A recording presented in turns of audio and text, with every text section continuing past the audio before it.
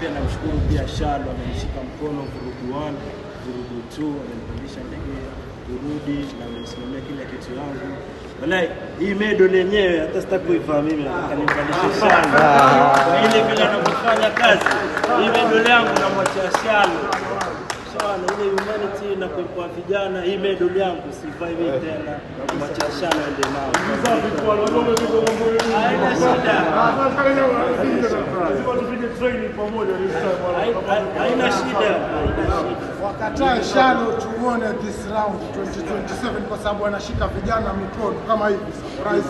Vijana tunapata matumaini mapya ambayo tulikuwa tumeyapotea kabisa. Yeah.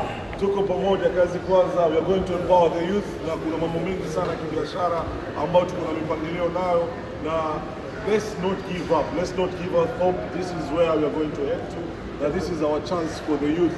We are moving forward. Kazi kwanza.